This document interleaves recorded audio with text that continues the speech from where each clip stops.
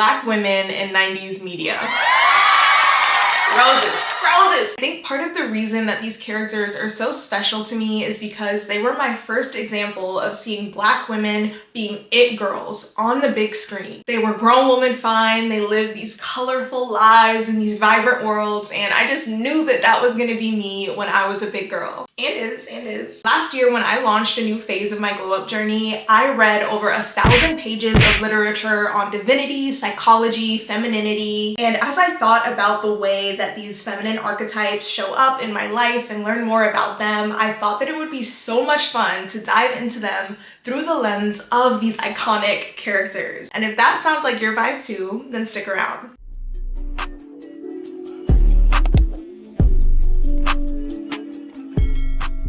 Now, this is normally where I do the YouTube thing, but I'm gonna try something new. You can see who I am. You know what to do if you like the video, so let's get into it. So to set the stage here, if there is one thing that I've learned about these feminine archetypes, it's that no one can agree how many of them there actually are. There isn't really a set number. Depending on who you ask, you'll hear 4, 7, all the way up to 13. And I think that's just the nature of something like this. When you're trying to generalize something as broad and vast as human characteristics, it's only natural that the more specific you get, the more that you know about someone, the greater number of categories you could create. But for the purposes of this video, we are gonna stick to 4. The goddess / diva / empress, the siren lover, the companion Gamine, and the mother. I have to start with the goddess archetype. This is one of my favorites, and the characters for this archetype are so iconic. When I think about a goddess archetype, I think about Hilary Banks from The Fresh Prince or Whitley Gilbert from A Different World, and of course the icon that is Dionne Davenport from Clueless. Now, if you're a goddess archetype like Dionne, you are no stranger to a self-care night, the bubble bath, the face mask, the serum, you got it on deck. You can spend hours in front of your mirror and love every second. And it's not because you're shallow or vain, it is because you value who you are. More importantly, you're okay with who you are, and most days you love who you are. So that's why we tend to see these ladies be very confident, very friendly, and they may not have a large group of confidants or besties, but when they walk into a room, they have the attention and the respect of other people. And this is what we see from Dionne being a literal it girl of Beverly Hills High School. The attributes of a goddess that I see most strongly in Dionne are her leadership, her confidence, and this may surprise some people, but her empathy. Now, her leadership, we obviously see with her and Cher running that school like the Navy. And in terms of fashion, I think the costume design is really intentional in that movie, in that so many of the normal kids and the background characters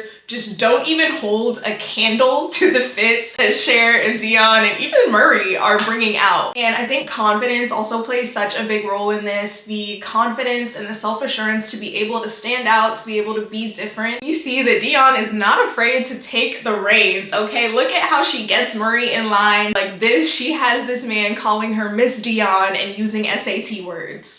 Her power, her mind, I just can't. And a big misconception of the goddess archetype is they can be called snobby, but I find that these girls can be so caring. Like, look at how they chose Ty to be their little pet project and essentially put in so much time and resources into helping her be great. And that brings me into the shadow of this archetype, because that empathy can be kind of selective in that when they choose someone to love on, they're gonna love on them with all their heart, but if they don't choose you, get somebody else to do it. Another shadow of the goddess archetype is that they can be a little resistant to change and very tied to perfectionism and in some cases superficiality. And I think it's obvious where this plays out in Clueless. Obviously they lean very heavily into that mean girl high school stereotype. So I'll use an example that may resonate a little bit more for real life. I have a friend who's a goddess archetype, and she's told me that sometimes she wishes that she cared less. She told me that sometimes she'll miss out on opportunities in her life because she feels the need to show up as perfect or the best. If she gets invited to go somewhere, if the nails aren't done, if the hair isn't right, she's not going. And I think that's a perfect example of the shadow of the goddess archetype, because sometimes you have such high expectations that you're unwilling to release control and let God do what he needs to do. But when you start to find balance as a goddess, you are essentially left with a literal queen. This is a woman who will inspire you, who will go to war for you, and will probably help you clean the blood off your dress afterwards, because you're not gonna walk around her looking like that. Ugh, as if. All right, now let's get into the siren lover archetype. Women of this archetype are so much fun to be around, and you can literally just stand back and watch as the world shifts and bends to their will. And I absolutely love that for them. I think that Gina from Martin encapsulates this archetype so well. Like a true Siren, Gina is fine and she knows she's fine. And you best believe she's gonna use it to her advantage. We see her do it all the time when she needs to get the one up over Martin. And I especially love in that episode with Biggie where she wants to be a backup singer and walks around the house in like this tight dress, bending over and cleaning stuff to try to convince him. And that's so spot on for a Siren using their strength. They are great at charm, they have high emotional intelligence, and they're very good at playing the game of people. And I think because of the name, people immediately associate it in a sexual romantic context, but it applies to friendships as well. You'll see that Sirens are able to have these vast social groups from different areas of the world and different types of people, and they're able to float in and out of them seamlessly because they know how to people. They really get the game. But I think a shadow of this is sometimes they play that game a little too well, okay? They can sometimes be a little manipulative. And my Sirens, I'm not coming for you, okay? Manipulation does not mean that you're a villain twirling your mustache in the corner plotting your next move on everyone in your life. But it means that sometimes you'll get so caught up in the game, you're not fully thinking it out in terms of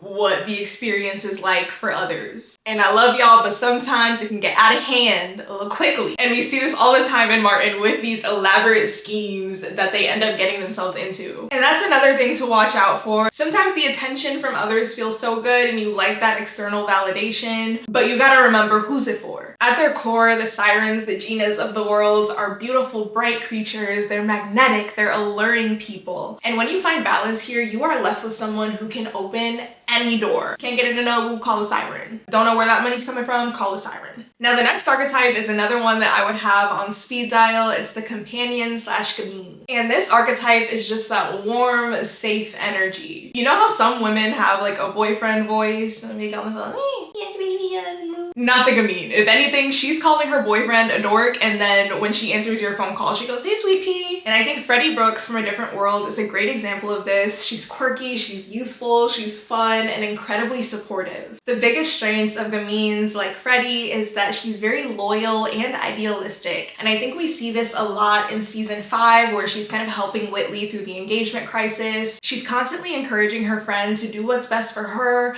and supporting her and asking the deeper questions, trying to get to the root of her issues. Companion archetypes are the types of ladies that will root for your true happiness, and they are not afraid to stop you if you're going down a different path. So a thing to watch out for here is with that loyalty and that idealism, sometimes comes loyalty to a fault and a little bit of naivety. And we see Freddie kind of take some jabs with this. Oftentimes she's used as comic relief. In real life though, it usually doesn't have a laugh track. It's not that funny. It can look like staying in situations that drain you or putting your resources and time into people that are not pouring anything back into you. Companions are the people that you want in your corner. And if you're this archetype, when you find balance here, you can not only be a fierce advocate for the people you love, but you can also do that for yourself. And when you stand up and speak and share ideas, they are usually going to be the ones that benefit the most people. Now, the last archetype we're going to explore in this video is the mother, the mother. I feel like this archetype is so underrated because everybody wants to be young and turnt, myself included,